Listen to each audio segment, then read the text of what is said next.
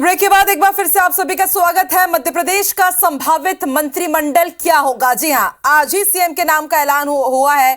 मोहन यादव मध्य प्रदेश के नए मुख्यमंत्री बना दिए गए हैं, लेकिन सिर्फ IBC 24 आपको तुरंत बता रहा है कि मंत्रिमंडल में संभावित नाम कौन से होंगे। तो कुल विधानसभा सीट का 15% आपको बता दें मंत्री बनाए जा सकते हैं, मंत्रिमंडल में उन्हें शामिल किया जा सकता है। सबसे पहले बात करते हैं ग्वालियर संभाग की। ग्वालियर संभाग से गुना से विधानसभा सीट पन्नालाल शाह के आखिर में इनके नाम का ऐलान हुआ था। गुना से पन्नालाल शाह को महत्वपूर्ण जिम्मेदारी सौंपी जा सकती है। प्रद्युम्न सिंह तोमर इससे पहले ऊर्जा मंत्री रह चुके हैं, इस बार भी ये दावेदार है मंत्रिमंडल में कुछ अच्छे पद के। इंदर सिंह कंसाना सुमावली से विधायक है, लंबे समय से राजनीति कर रहे हैं और कट्टर समर्थक माने जाते हैं सिंधिया के पन्नालाल शाह के, जिनको हमने बताया कि आखिर में इन्हें टिकट मिली थी और ऐसे में इनकी भी दावेदारी काफी मजबूत है कैबिनेट को लेकर। और अब आपको बुंदेलखंड का भी समीकरण समझा दे। बृजेंद्र प्रताप सिंह बुंदेलखंड पन्ना से हैं ये, और पिछले बार इन्हें मंत्रिमंडल में जगह नहीं दी गई थी। ऐसे में माना जा रहा है कि इस बार शायद इन्हें जगह मिले। बुंदेलखंड से धर्मेंद्र लोधी समाज का प्रतिनिधित्व ही करते हैं, तो ऐसे में माना जा सकता है कि शायद इस बार इन्हें फिर मौका मिले। ललिता यादव बुंदेलखंड छतरपुर, और देखिए यादव समाज से हमें सीएम मिल चुके हैं और ऐसे में माना जा रहा है कि अगर बुंदेलखंड के यादव समाज को साधना है तो ये भी मंत्रिमंडल में शामिल की जा सकती है। और महिलाओं के प्रति भी इस बार हमने देखा है कि काफी समर्थन रहा है बीजेपी का, तो ये चेहरा भी दिख सकता है। हरिशंकर खटीक बुंदेलखंड जतारा से आते हैं, जतारा से जीतकर ये आए हैं और माना जा रहा है कि इस बार हरिशंकर खटीक को भी मौका दिया जा सकता है मंत्रिमंडल में। और अगला नाम गोविंद राजपूत, इससे पहले परिवहन मंत्री रहे हैं, बुंदेलखंड की सुर्खी से हैं और जब कांग्रेस में थे तब भी इन्होंने कैबिनेट में मंत्री पद संभाला था और अभी ये परिवहन मंत्री रहे हैं। और ऐसे में माना जा रहा है कि एक बार फिर से, क्योंकि ज्योतिरादित्य सिंधिया के समर्थक हैं, तो इन्हें फिर से मंत्रिमंडल में जगह मिल सकती है। भूपेंद्र सिंह नगरीय प्रशासन मंत्री रहे हैं पिछली सरकार में और कद्दावर नेता है, बड़ा चेहरा है बीजेपी के, और ऐसे में बुंदेलखंड को अगर प्रतिनिधित्व दिया जाएगा तो इन्हें इस बार पिछले बार से भी बड़ा मंत्री पद दिया जा सकता है। लेकिन अगर गुजरात फॉर्मूला अपनाया जाता है, अगर तमाम कैबिनेट मिनिस्टर्स को बदल दिया जाता है, तो फिर शायद इनके लिए मुश्किल हो सकती है।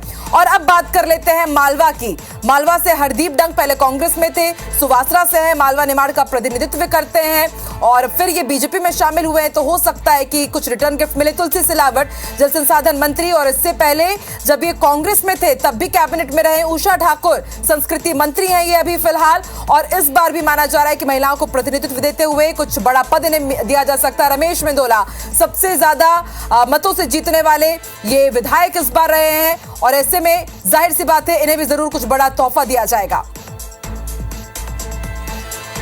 और अर्चना चिटनिस का भी नाम सामने आ गया, इससे पहले शिक्षा मंत्री रह चुकी हैं और क्या इस बार इन्हें मंत्रिमंडल में जगह मिलेगी, ये भी एक बड़ा सवाल है। और इस वक्त हमारे साथ भोपाल से संवाददाता विवेक पटैया जुड़ चुके हैं। विवेक, देखिए सीएम के नाम का ऐलान हो गया और सबकी नजरें अब टिकी हुई है कि आखिर मंत्रिमंडल में किसे जगह मिलती है, तो क्या कुछ संभावित चेहरे हम तो दिखा ही रहे हैं, आपका अनुमान क्या कह रहा है, इस बार किसे क्या जिम्मेदारी मिल सकती है?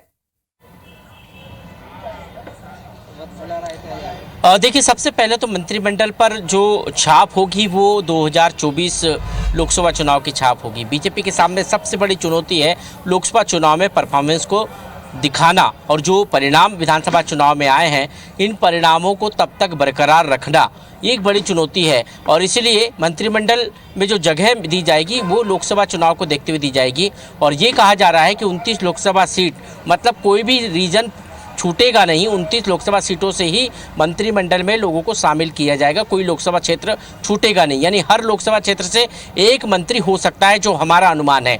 दूसरी तरफ जो दिग्गज नेता चुनाव जीत कर आए हैं, मतलब जिस तरह चौंकाया है बीजेपी ने मुख्यमंत्री पद पर एक ऐसे व्यक्ति को बिठाकर जो संघ की पसंद है, ABVP के कार्यकर्ता है और जिनका बहुत ज़्यादा राजनीतिक कैरियर जो है बीजेपी में नहीं रहा है। पूर्व जो है छात्र संघ के नेता के तौर पर रहे हैं, उसके बाद बीजेपी में आए तो फिर मंत्री के पद पर रहे, उच्च शिक्षा मंत्री के तौर पर।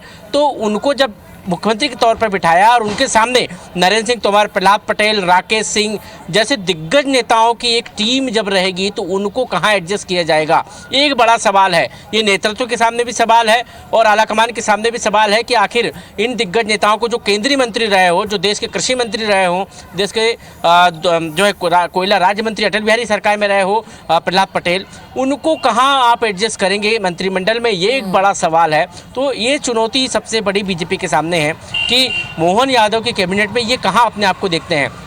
दूसरी तरफ यदि हम देखें तो क्षेत्र को भी साधना है, चाहे विंध्य की बात करें, चाहे महाकौशल की बात करें या फिर मध्य क्षेत्र की बात करें, क्योंकि मध्य क्षेत्र से शिवराज सिंह चौहान जब तक प्रतिनिधित्व करते थे तब तक जो है मध्य क्षेत्र से मंत्रियों की संख्या बहुत सीमित या होती ही नहीं थी।